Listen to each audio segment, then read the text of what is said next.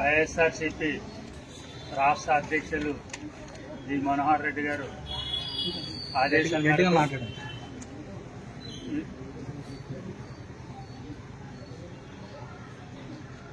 అధ్యక్షులు మనోహర్ రెడ్డి గారి ఆదేశాల మేరకు ఈ రోజున విశాఖపట్నం 2 టౌన్ పోలీస్ స్టేషన్లో ఆర్పి రాతకొండ ప్రసాద్ వాడిపై కేసు నమోదు చేయడానికి విశాఖపట్నం లీగల్ సెల్లో రాష్ట్ర లీగల్ సెల్ తరఫున రావడం జరిగింది.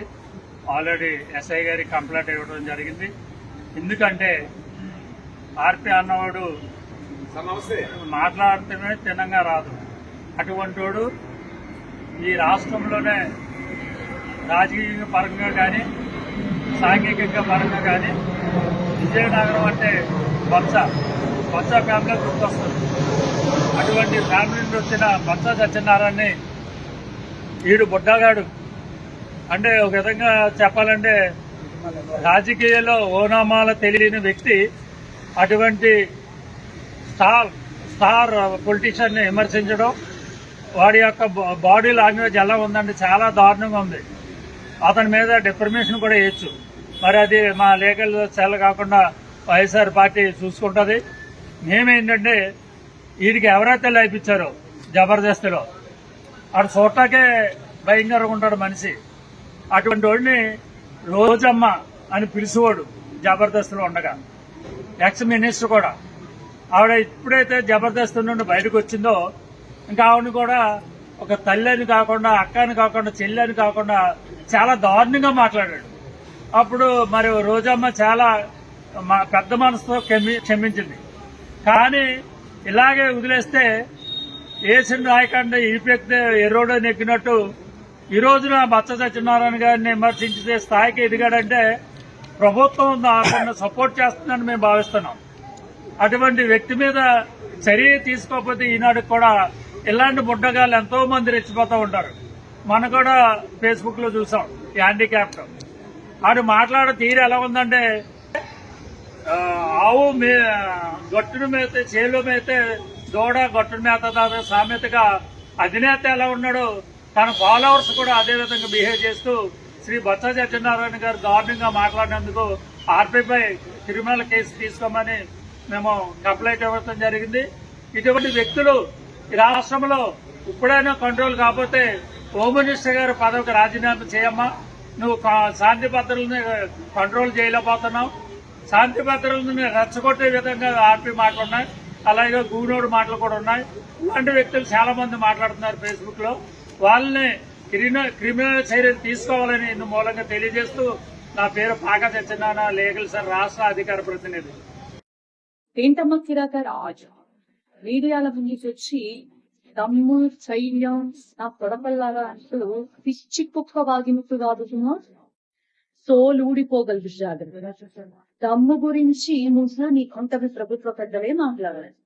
స్వర్ణ గ్రూప్ బ్రాండ్ అంబాసిడర్ మా జగన్మోహన్ రెడ్డి గారు, ఆయన సైన్యంగా సంస్థలు అణువణువు కూడా ఉన్నది ఆ తమ్మే. దాని గురించి మాట్లాడటానికి ట్రై చేయండి. అర్థమవుతుందా? పిచ్చి కుక్కని పరిగెత్తించినట్టు పరిగెత్తిస్తాం. గుర్తుపెట్టితే 29 వరకు కూడా ఆగం. ఇంకొక్కసారి లాంటి పిచ్చి పిచ్చి వాగుళ్ళు వాగుతూ మీడియాల ముందుకు వచ్చామండి. నెల్లూరు వచ్చి అడ్డదిడ్డంగా వంకర టెంకరగా ముందుకెళ్తున్న నీ నాలిక కూర్చొని కూడా అమ్ముకోవడానికి వీలు లేకుండా నీ కాళ్ళు చేతులు వెరక్కొట్టి నీ చేతుల్లోనే పెడతాం. అందులోనూ వైఎస్ఆర్సీసీ మహిళలే చేస్తాం. పచ్చని ప్యారెట్ అని కూడా జరిగింది. నేను మీ దూరేపల్లి విజయ్, వైఎస్ఆర్ కాంగ్రెస్ పార్టీ రాష్ట్ర కాపు నాయకుడి కింద ఈరోజు నేను తీవ్రంగా ఖండిస్తా ఉన్నా. ఎరా కిరాక్ ఆర్పి, నువ్వు ఒక జబర్దస్త్ కిట్లు చేసుకుని పొట్టకూడు కోసం బతికేవాడు.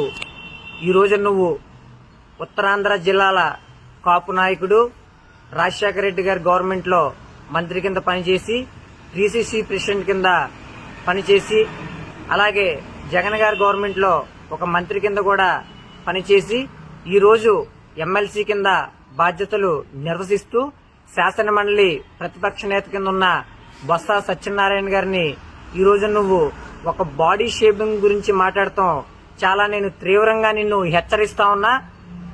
అలాగే చూసుకున్నట్లయితే నిన్ను రానున్న రోజుల్లో చాలా తీవ్రమైన పరిణామాలు ఎదుర్కొంటాల్సి వస్తుంది.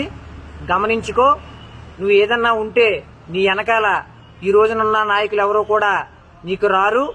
ఇది నీకు నేను హెచ్చరిస్తూ ఉన్నా. ఖబర్దార్.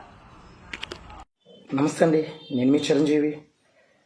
శాసన మండలిలో మరి ప్రతిపక్ష అధికార పార్టీకి సంబంధించి వాదోపవాదనలు జరుగుతుండగా మరి బొత్స సత్యనారాయణ గారు ఆ విషయమై జరిగినటువంటి ఏదైతే అభివృద్ధి మీద చర్చా కార్యక్రమంలో పెన్షన్ విషయంలో మాట్లాడుతుండగా దాన్ని ఒక కమెడియన్, జబర్దస్త్కి సంబంధించిన ఒక కమెడియన్ ఎవరైతే కిరా కార్పి ఉన్నాడో తను వ్యంగ్యంగా మాట్లాడి బొత్స గారిని పర్సనాలిటీ మీద అలాగే అతని యొక్క హావభావాల మీద ఏదైతే ఆయన ఈ రోజున వ్యంగ్యంగా మరి వీడియో పెట్టడం జరిగింది.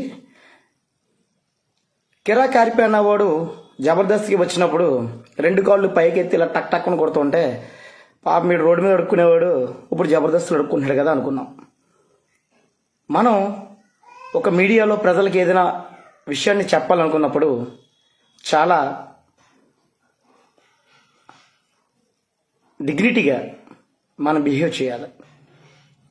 ఎవరో అనుకుంటున్నారు కదా అని చెప్పేసి మనం కూడా వీడియో ముందుకు వచ్చేసి ఇష్టం వచ్చినట్టు మాట్లాడితే కుదరదు. కేఆర్ కార్పి కిరాకని నీకు పేరు ఎవరు పెట్టాడు, నీ కీని తీసేస్తారు, తర్వాత నీ కీలు కూడా పనిచేయవు.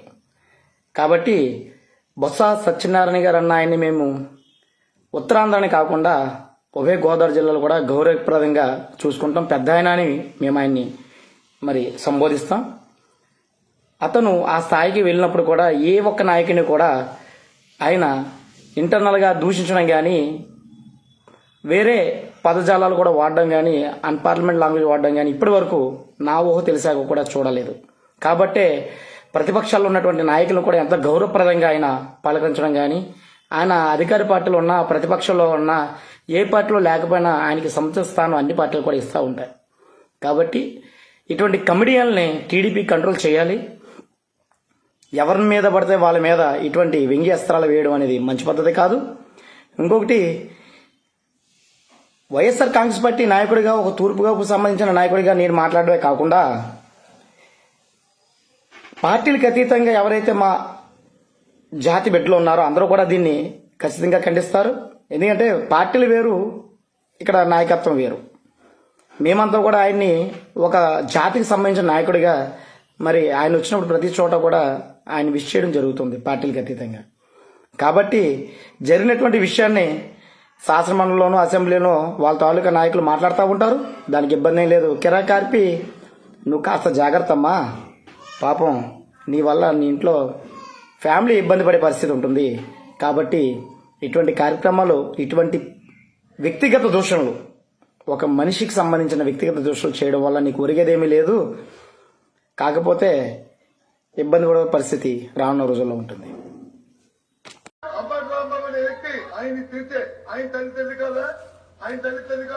ఆ రోజుల్లో మరి అమ్మతో రాంబాబు అసెంబ్లీలో బహుళేదురు గారి గురించి మాట్లాడుతున్నప్పుడు కిరా కార్పి ఒళ్ళు బలిసి అడ్డంగా ఎవరిని పడితే వాళ్ళని ఏది పడితే అది మాట్లాడుతున్నా. కాస్త ఒళ్ళు నోరు అదుపులో పెట్టుకొని మాట్లాడు. లోపాలుంటే చెప్పండి, తప్పులేదు. లోపాన్ని అవహేళన చేస్తూ నువ్వు చేస్తున్నటువంటి యాక్టింగ్ రాబో రోజులలో నీకది ప్రాక్టీస్. అసలు బొత్స గారి కోసం మాట్లాడేటువంటి అర్హత ఉందారా నీకు? ఆయన చిటికిన వేలి మీద ఉన్న వెంట్రుకతో కూడా సమానం కాదు నువ్వు. ఇప్పటికే చాలా సార్లు నీ మీద చాలా మంది నా అన్నదమ్ములు కూడా మాట్లాడమంటే కూడా నేనేంది మాట్లాడేదని ఊరుకున్నా. కానీ ఇప్పటికే చాలా శృతి మించిపోయావు. జర జాగ్రత్త.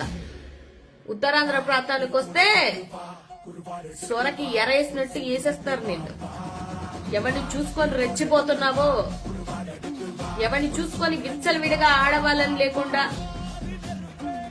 భారతమ్మని లేకుండా, జగన్మోహన్ రెడ్డి గారు అని లేకుండా ఎవరిని పడితే వాళ్ళని అడ్డగో